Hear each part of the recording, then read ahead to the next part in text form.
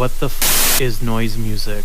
Noise music is simply any and every sound that wiggles through the air and tickles your delectable eardrums. What's the difference between sound, noise, and music? Sound is the physical vibration which we feel and let inside our bodies. Music is an order of sound, vibrated in a certain way that pleases our brains and sometimes our booties. Noise is everything else in between. Noise can be the sound of a delicate butterfly fluttering carelessly through the wind, or the hustle and bustle of an inner city street, or even the vibrations that exist outside our human perception. Music has a distinct structure which follows rules set by mathematical order to make sense of the world. Noise music is a giant fuck you to that system. Whether this is your first time hearing about noise music, or you bow to Merzbow rock the bass, and your mouth salivates at the band Smegma,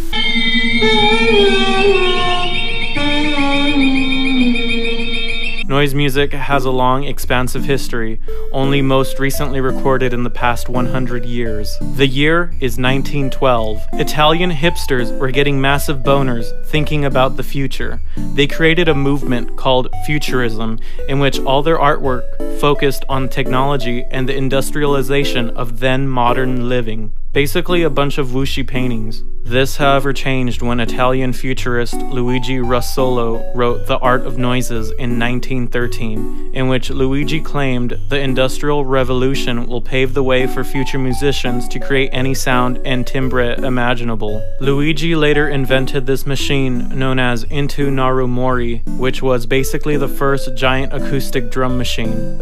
In 1917, Luigi unleashed his machine in Milan with a concert titled Gran Concerto Futuristico. The audience loved it so much, they threw rotten vegetables at him and destroyed his machine. Just kidding, the Germans destroyed his machine when they bombed France during World War II. Later in 1922, Arseny Avraamov, a Russian composer, wrote and performed Symphonia Gurkov, also known as Symphony of Factory Sirens, which was basically a Russian Major League Gaming trap remix only over 90 years ago. The piece involved Navy ship sirens and whistles, bus and car horns, factory sirens, cannons, the foghorns of the entire Soviet flotilla, which is like a tortilla, but only it floats in the Caspian Sea, artillery guns, machine guns, hydro airplanes, and a specifically designed whistle main, accompanied by Internationale and Marcel Sells Ice by a mass band and choir. The piece was conducted by a team of conductors using flags and pistols. Let me emphasize this. It was performed twice. The second performance didn't go so well, apparently.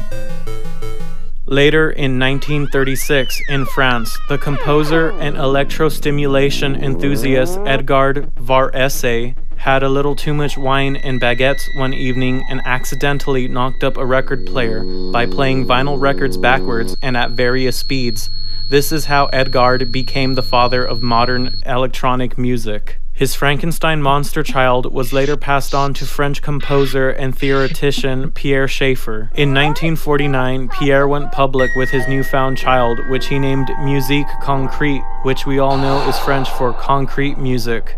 Concrete music was the first ever acoustic electric music, which used pre-recorded samples on gramophones and tapes being physically manipulated to create otherworldly, never-before-heard sounds. Pierre described concrete music as the plastifying of music and believed this would evolve into musicians sculpting sound a particular way using existing noise. Concrete music is also Vaporwave's grandparent. Later in 1952, American radical rebel bad boy composer John Cage unleashed his meta meme 433, in which a piano player is instructed to sit at a piano for 4 minutes and 33 seconds, and the noise of the audience became the piece.